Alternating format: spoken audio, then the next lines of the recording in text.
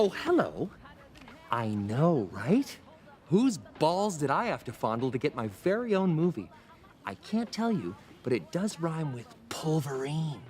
Marvel's most bad-mouthed, quick-witted anti-hero quickly rose to new levels of popularity with 2016's Deadpool, 2018's Deadpool 2, and 2023's Deadpool and Wolverine. This is alongside the hundreds of comic books, video game appearances, cartoons, and half-scripted, half-improv Deadpool TV appearances. Is it Deadpool 2? I bet it's Deadpool 2. The franchise has cemented itself as one of Marvel's biggest and most well-known IPs over the years, not only due to the fans' love and dedication towards the character of Wade Wilson, but also because of the non-stop self-awareness, subversion of movie etiquette, and overall perfect demonstration of a film created entirely with postmodernism in mind. Deadpool lives and breathes the ideas of postmodernism, the genre merging, the constant intertextual references, alongside the fact that Wade literally knows he's in a superhero film. Deadpool uses those techniques to juxtapose the traditional tropes of superheroes, combining and existing in a playground of media intertextuality, and to illustrate the concealing of deep trauma with the cover of humour. His first appearance was actually very different from the Deadpool we know today. 1991's The New Mutants had Deadpool as an antagonist in the X-Men series of comic books, originally a parody of a DC villain of a very similar name, Deathstroke. It wasn't actually until 1997 where we started seeing the fourth wall-breaking and satiric nature of Deadpool. This was also when the character became more of an anti-hero trying to do good in a sociopathic, morally questionable kind of way, and that's how we perceive the character today. Deadpool began gaining more traction in the mid-2000s, and finally appeared in film for the first time in 2009's X-Men Origins Wolverine. This was also the first time that Ryan Reynolds slapped his lovable, awkwardly funny charm onto the movie character, which he then did again and again and again. And granted, Wolverine was not given the best of reviews in the film world, and fans globally agreed the portrayal of Wade Wilson was not only inaccurate, but also quite embarrassing to the depth and power of the comic books. But I mean, at least this version technically doesn't exist anymore. And then finally, along with the help of thousands of fans, a very tiny budget compared to most Marvel films, and a significant push from Reynolds himself, Deadpool released in February 14th, 2016, and this time it was very much Deadpool. Coming back to postmodernism, first off, what the hell is that? Well, Google says that it is a late 20th century style and concept in the arts, which represents a departure from modernism and is characterized by the self-conscious use of earlier styles and conventions, a mixing of different art styles and media, and a general distrust of theories straight away. This was practically made for Deadpool, considering the fact that his introduction was literally the use of DC's Deathstroke, already beginning as a parody of an existing property, then developing into a parody of a parody by being self-aware of his presence in the movie. One major theory that links heavily to this media franchise is that of Jean Baudrillard. In 1994's Simulation and Simulacra, Baudrillard discusses the idea of a hyper-reality, an extended version of reality we as a society construct over time. The first part of the process, generally dating back several hundreds if not thousands of years, includes the creations of symbols or imagery which represents real things. This could be a painting or an old classic movie. However, as time passes, what's remembered about these are the symbols or ideas itself rather than the reality. We as people care more about the image than the reality. Baudrillard argues that in today's media there's only copies of copies of copies, and nothing is real, and every piece of media is a simulation of reality. This all sounds a bit nihilistic, and in some ways it is, but in the case of Deadpool, nihilism is entirely welcome. In the opening credits of the film, the cast is introduced by taglines such as God's perfect idiot, the comic relief, and British villain. As an audience, we are expected to be familiar with the superhero genre and what comes with that. The spoof nature of the film perfectly aligns with Baudrillard's hyperreality theory. Deadpool is the sign of a hero, but in reality, he is very far, far from a hero. At first glance, the red spandex suit, somewhat hidden identity, and countless lives saved, this is a superhero, just like a Superman, Spider-Man, Iron Man type. What works really well about Deadpool is the more you watch, the more you truly begin to realise the absolute lack of morals displayed in the film. But as an audience, we don't care. We're rooting for Wade. It's extremely clear that this isn't a real experience, and Deadpool knows it, we know it, so we're just here to have fun. This is further backed up by the never-ending fourth wall breaks and conversations with us watching.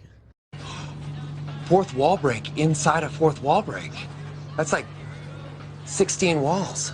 Another one of Baudelaire's main arguments is that in postmodern culture, there is a huge and endless loss of depth. The theorist believes that the media is filled to the brim with flashy, trendy ideas, and that everyone now favours picturesque fake truths over real, harsh truths. This is extremely prevalent with the Deadpool series. Despite there definitely being real, deep trauma in Wade's personality, part of that personality is to avoid the real truth with quick and easy relief.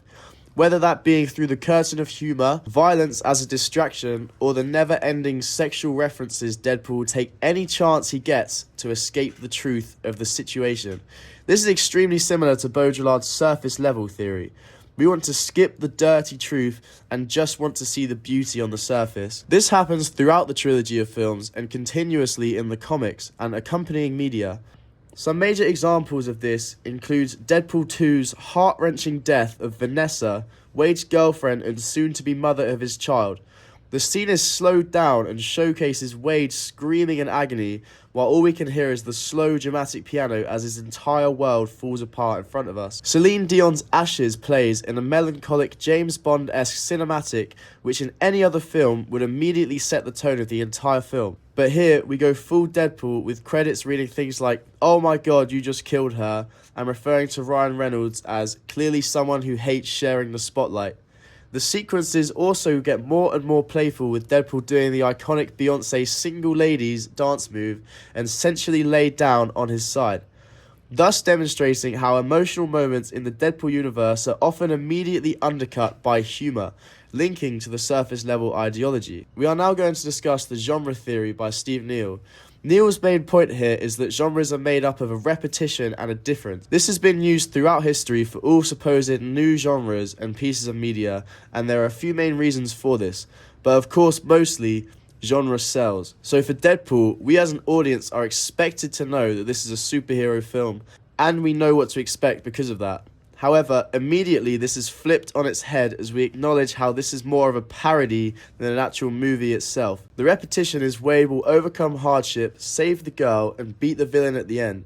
The difference here is that the hero will be mid-conversation with us the entire time, mock the genre, and swear in practically every single line of the movie.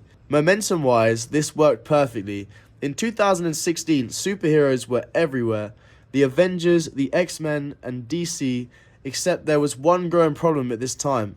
They were all turning into the same film. Deadpool subverts the repetition so much that this proved extremely economically beneficial for Marvel, so much so that 2 years later, Deadpool 2, and 5 years after that, Deadpool 3. Neal also explores the idea of genre blending. Genres are not systems, they are processes of systemization. Essentially, this means that a genre is not fixed in a postmodern world. If we refer this back to the first Deadpool movie, within the very first scene of the film, we're told immediately that this is in fact a romance, not a normal superhero film. Love is a beautiful thing. When you find it, the whole world tastes like daffodil daydream. There's one other major part of postmodernism I'm yet to cover so far: intertextuality. Deadpool is packed with references to media spanning not only across the genre, but practically every piece of media ever made is a victim of the series' crude humour. A lot of the time, this could be comic books like Deadpool Kills the Marvel Universe or the 2024 movie Deadpool and Wolverine, where Wade constantly references Marvel culture while still somewhat inserting himself into that world. Or it could even be a range of different movies, books, TV shows, and music. Deadpool really covers it all.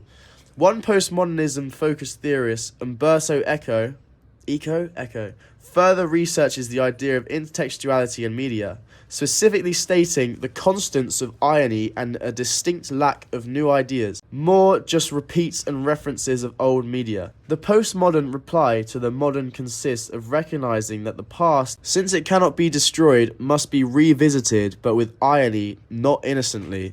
The series sometimes gets so self-aware and referential that in Deadpool Kills the Marvel Universe, the story ends with Wade breaking into the Marvel writer's room and killing the people writing the comic. The character is so open-ended and intertextual that he entirely broke out of the story itself, existing in a weird postmodernist dream space between story and audience. Deadpool is one of the most iconic and well-known cases of hyper-postmodernism that we have today. The balance and contrast with other superhero content in an overly saturated genre like this allows for the series to effortlessly appeal to a wide range of fans of the genre, comedy fans, and film fans alike, contributing to the ongoing financial success it has gained over the years. It's important to recognise the success of the franchise, seeing as in modern day media, fourth wall breaking and irony are becoming more and more prevalent as tools for storytelling. And it's clear Deadpool is one of the main symbols of hyper-reality and the archetypal sign of a hero with little actual heroic personality traits going for him, linking back to Baudrillard. Through this, Echo's ideas of intertextuality also fit perfectly in here. Deadpool is a series which is designed to be experienced in addition to other media products. The audience is supposed to be part of the joke. It's a conversation, not a film. Fans know to expect the majority of each emotional scene to be instantly undercut by an innuendo or an inappropriate joke. Even when things do really get dramatic for the character, we know he won't take it seriously. That's just how the series works. Audiences are no longer passive in the media. Everyone wants to get involved with what they consume, which is why consuming content where the main character directly talks to us works so well in the 21st century, almost as if we are part of the story. Deadpool is the ultimate postmodern franchise. He acts as a mirror reflecting the irony, trauma, and chaos of our own world, cemented into a character open to refreshing genre, narrative structure, and all kinds of hyperrealism. And it's really great.